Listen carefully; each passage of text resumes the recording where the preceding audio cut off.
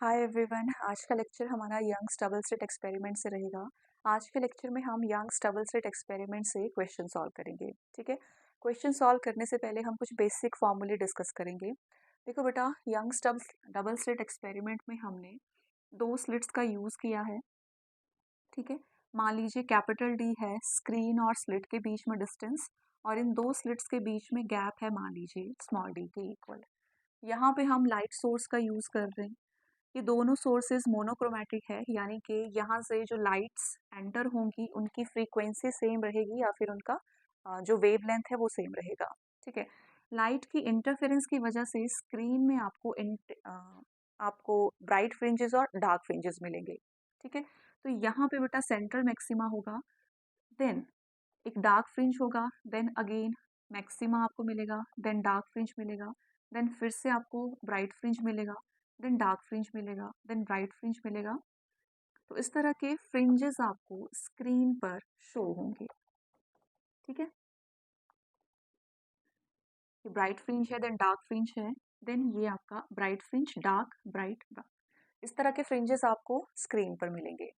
ठीक है, अब देखो बच्चे, मान लीजिए मैंने यहाँ पे nth ब्राइट फ्रिंज अज्यूम किया है।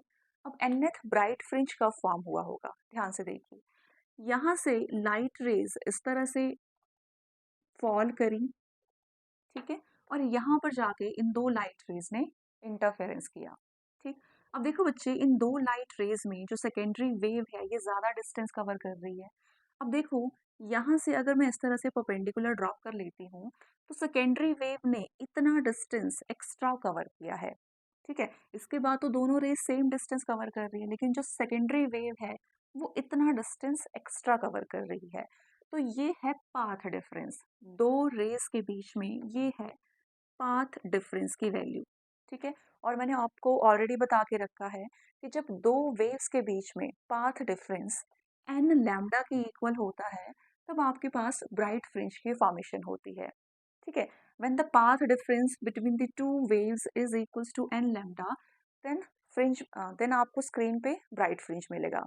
ठीक है, अब दूसरी बात, जैसे मान लीजिए अगेन मैं यहाँ पे दो स्लिट्स को अज्यूम कर रही हूँ और ये है स्क्रीन एंड स्मॉल डी, दो स्लिट्स के बीच में गैप है।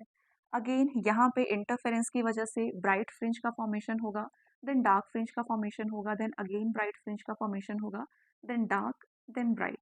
ठीक है, तो इस तरह के फ्रिंजेस आपको देखने को मिलेंगे स्क्रीन पर। अब देखो, अब ये जो डार्क फ्रिंज है ये डार्क फ्रिंज कैसे बना होगा, यहाँ से इस तरह से लाइट रेज इंटरफेयर करेंगी। ठीक, अब अगेन दोनों light rays different path cover कर रही हैं।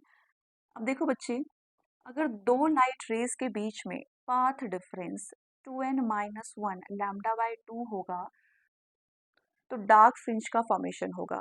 ठीक है, when the path difference between the two waves is 2n-1 lambda by 2, then इस केस में डिस्ट्रक्टिव इंटरफेरेंस होगा और डिस्ट्रक्टिव इंटरफेरेंस की वजह से डार्क फ्रिंज की फॉर्मेशन होगी। ठीक है, लेकिन अगर दो लाइट रेज के बीच में पाथ डिफरेंस एन लैम्डा होगा तो इस केस में कंस्ट्रक्टिव इंटरफेरेंस होगा और कंस्ट्रक्टिव इंटरफेरेंस की वजह से आपको ब्राइट फ्रिंज मिलेगा। ठीक है, अब देखो, यहाँ पे nth ब्राइट फ्रिंज हमें मिला है। दूसरी बात बेटा, nth ब्राइट फ्रिंज ये है सेंट्रल मैक्सिमा, ये है आपके पास सेंट्रल मैक्सिमा। सेंट्रल मैक्सिमा से nth ब्राइट फ्रिंज का डिस्टेंस, इसको मैं xn से शो कर रही हूँ, और ये होता है n d lambda over small d के इक्वल। ठीक है, ये है the distance of the nth bright fringe या फिर nth maxima from the central maxima, और इसकी वैल्यू होती है n d lambda over small d के इक्वल। तो ये इंपॉर्टेंट रिजल्ट है और इसे मैं साइड में लिख रही हूँ, n lambda D over small d, the distance of nth maxima from the central maxima. ठीक है, अब नेक्स्ट ये मान लीजिए आपके पास nth डार्क फ्रिंज है, ये क्या है nth डार्क फ्रिंज। ठीक है, सो nth डार्क फ्रिंज का डिस्टेंस सेंट्रल मैक्सिमा से कितना होगा, ये होता है बच्चे 2n-1 lambda by 2 into capital D over small d के इक्वल। अगर आप किसी nth डार्क फ्रिंज की पोजीशन निकालना चाहते हैं सेंट्रल मैक्सिमा से तो ये होती है 2n-1 lambda D over 2d के इक्वल। ठीक है। Position of nth dark fringe from the central maxima, ये होता है 2n-1 lambda d over 2d के इक्वल। ठीक है। दूसरी बात, जो आपके पास ये फ्रिंजेस है, फ्रिंजेस की विड्थ क्या होगी? ये है fringe width of bright fringe और ये है fringe width of dark fringe. Bright fringe और डार्क फ्रिंज दोनों की फ्रिंज विड्थ सेम होती है। ठीक है। और ये होती है b dash is equal to beta से हम इसे शो करते हैं और इसकी वैल्यू होती है lambda D over small d के इक्वल। तो ये सारे इंपॉर्टेंट रिजल्ट्स हैं जो हमें पता होने चाहिए। ठीक है। अब आते हैं क्वेश्चन पे। अब देखो बच्चे, क्वेश्चन में गिवन है in Young's experiment what will be phase difference between the light waves reaching third bright fringe. ठीक है। सबसे पहले हमसे पूछा है कि इन दो रेज के बीच में फेज डिफरेंस कितना होना चाहिए। ठीक है। और ये जो दोनों रेज हैं ये थर्ड ब्राइट फ्रिंज पर जाके मीट कर रही हैं। ठीक। तो क्वेश्चन में अपने पास, मैं दोबारा से बना रही हूँ, इस तरह से स्लिट्स हैं। ठीक। ये कैपिटल डी और ये स्मॉल डी। ठीक। ये रहा सेंट्रल मैक्सिमा। अब यहाँ पे थर्ड ब्राइट फ्रिंज की बात की है, थर्ड ब्राइट फ्रिंज। ठीक। अब देखो, फर्स्ट वेव जा रही है और यहाँ पे सेकंड वेव जा रही है। ठीक। और इन दोनों के इंटरफेरेंस की वजह से यहाँ पे थर्ड ब्राइट फ्रिंज की फॉर्मेशन हो रही है। आपसे पूछा है कि इन दो वेव्स के बीच में फेज डिफरेंस कितना होना चाहिए। ठीक है। इस बार हमसे फेज डिफरेंस की वैल्यू पूछी है। अब देखो बच्चे, पाथ डिफरेंस क्या होगा? इन दो वेव्स के बीच में पाथ डिफरेंस क्या होगा? और यहाँ पे थर्ड ब्राइट फ्रिंज की फॉर्मेशन हो रही है। तो पाथ डिफरेंस हमें पता है, ये होता है n लैम्डा के इक्वल। ठीक है। अब यहाँ पे फ्रिंज है थर्ड, सो n की वैल्यू यहाँ पे रहेगी 3। So path difference between the two waves ये होगी 3 लैम्डा के इक्वल। ठीक है। अब देखो, लैम्डा यहाँ से लेकर यहाँ तक ये 1 लैम्डा, ये हो गया 2 लैम्डा एंड ये हो गया 3 लैम्डा। ठीक है। अब देखो, यहाँ से लेकर यहाँ तक पाई, यहाँ से लेकर यहाँ तक 2 पाई, 3 पाई, 4 पाई, 5 पाई एंड 6 पाई। ठीक है। यानी कि यहाँ से लेकर यहाँ तक टोटल फेज डिफरेंस रहेगा 6 पाई के इक्वल। ठीक है। ये जो सेकंड वेव होगी बेटा, यहाँ पे पाथ डिफरेंस होगा 3 लैम्डा के इक्वल और फेज डिफरेंस रहेगा 6 पाई के इक्वल। और हमसे फेज डिफरेंस की वैल्यू ही पूछी गई है। दूसरा, हम इसकी वैल्यू, फेज डिफरेंस की वैल्यू फॉर्मूले से भी फाइंड आउट कर सकते हैं। ठीक है। अब फॉर्मूला आपके पास क्या होता है? Phase difference is equal to 2 pi by lambda into path difference. ठीक है। ये इंपॉर्टेंट फॉर्मूला है। Phase difference between the two waves is equal to 2 pi by lambda into path difference. अब पाथ डिफरेंस कितना है? 3 लैम्डा के equal. So phase difference आएगा 2 pi by lambda into 3 lambda के इक्वल। लैम्डा से lambda cancel, यानी कि phase difference is equals to 6 pi. ठीक है। दो वेव्स के बीच में फेज डिफरेंस रहा होगा 6 पाई का या फिर पाथ डिफरेंस रहा होगा 3 लैम्डा का, तभी इन दोनों के इंटरफेरेंस की वजह से हमें थर्ड ब्राइट फ्रिंज स्क्रीन पर मिला। ठीक है। अब सेकेंडली आपसे क्या पूछा है? Third, okay, third dark fringe from the central fringe. ठीक है। अब हमसे पूछा है कि थर्ड डार्क फ्रिंज का डिस्टेंस, ओके, 1 2 3, तो ये आपका थर्ड डार्क फ्रिंज होगा। तो इसे मैं हटा दूंगी यहाँ से। ठीक, राइट। तो अब यहाँ पे थर्ड डार्क फ्रिंज बन रहा है।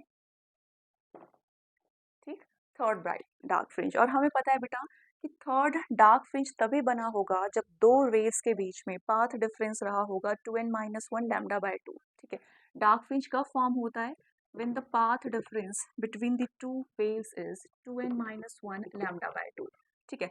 since the dark fringe जो है आपका वो थर्ड डार्क फ्रिंज है, सो n की वैल्यू 3 रहेगी। तो पाथ डिफरेंस होगा 2 इंटू 3-1 लैम्डा बाय 2 के equal. So path difference is equals to 5 lambda by 2। ठीक है। तो पाथ डिफरेंस दो वेव्स के बीच में हमने निकाल दिया है और दो वेव्स के बीच में पाथ डिफरेंस है 5 लैम्डा बाय 2 का। ठीक है। अब फेज डिफरेंस क्या होगा? फेज डिफरेंस का फॉर्मूला मैं आपको ऑलरेडी बता चुकी हूँ। Phase difference is equals to 2π/λ into path difference. ठीक है, सो ये बनेगा 2π/λ into path difference that is 5λ/2। ठीक है, लैम्डा से लैम्डा कैंसिल, 2 से 2 लैम्डा। सो यहाँ पे फेज डिफरेंस की वैल्यू आ रही है 5π के इक्वल। ठीक है, यानी कि दो वेव्स के बीच में फेज डिफरेंस रहा होगा 5π एंड पाथ डिफरेंस रहा होगा 5λ/2 के इक्वल। तभी इन दो वेव्स के इंटरफेरेंस की वजह से हमें थर्ड डार्क फ्रिंज स्क्रीन पर मिला। ठीक है, तो ये था अपने पास फर्स्ट क्वेश्चन।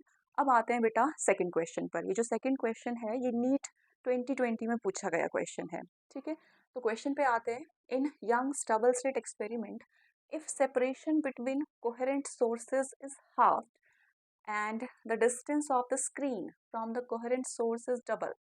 ठीक है, यानी कि d की वैल्यू अगर 2d कर दी जाए एंड स्मॉल d की वैल्यू अगर हाफ कर दी जाए, ठीक है, then the fringe width become, then आपके पास जो फ्रिंज विड्थ की वैल्यू होगी वो क्या होनी चाहिए, ये आपसे पूछा है क्वेश्चन में। ठीक, अब देखो बच्चे, देखो क्वेश्चन में आपसे पूछा गया है कि अगर यंग्स डबल स्लिट एक्सपेरिमेंट में कैपिटल डी यानी कि distance between the screen and the slit, अगर इसे डबल कर दिया जाए, ठीक है, इसे डबल कर दिया जाए, डी 2d हो जाए और दो स्लिट्स के बीच में गैप हाफ हो जाए, यानी कि गैप आपका d/2 हो जाए, तो उस केस में फ्रिंज विड्थ पर क्या असर पड़ेगा? ठीक है, फ्रिंज विड्थ की वैल्यू या कम होगी, ज़्यादा होगी, हाफ रह जाएगी या 4 टाइम्स होगी, ये हमसे क्वेश्चन में पूछा है। ठीक है, तो फर्स्ट केस में हमें पता है कि फ्रिंज विड्थ ये होती है lambda D over small d के इक्वल। ठीक है, जब स्लिट्स के बीच में डिस्टेंस d था और स्क्रीन और स्लिट्स के बीच में गैप था कैपिटल D, तो फ्रिंज विड्थ हमें मिली lambda D over small d के इक्वल। ठीक है, अब सेकंड केस में बेटा जब d डैश हमने 2d कर दिया और दो स्लिट्स के बीच में डिस्टेंस हमने आधा कर दिया, तो उस केस में जो फ्रिंज विड्थ की वैल्यू होगी वो कैसे वेरी करेगी? ठीक है, तो उस केस में फ्रिंज विड्थ b डैश ये रहेगा lambda into d dash is 2d divided by d dash is d/2। ठीक है, तो ये बन जाएगा b dash is equals to 2 ऊपर चला जाएगा तो ये 2 into 2 that is 4 lambda D over small d. ठीक है, lambda D over small d ये बिट्टा के इक्वल है, तो b dash is equals to 4 times of beta. ठीक है, स्क्रीन और स्लिट के बीच में डिस्टेंस डबल कर देने पर और दो स्लिट्स के बीच में गैप हाफ कर देने पर जो फ्रिंज विड्थ होगी वो 4 टाइम्स बढ़ जाएगी। ठीक है, तो इनिशियल केस में फ्रिंज विड्थ इतनी थी और सेकंड केस में फ्रिंज विड्थ 4 टाइम्स हो जाएगी। ठीक है, इस केस में जो फ्रिंज विड्थ होगी वो 4 टाइम्स होगी, यानी कि आपका सेकंड ऑप्शन करेक्ट है। ठीक है, तो ये थे क्वेश्चन हमारे यंग्स डबल स्लिट एक्सपेरिमेंट से। Thank you.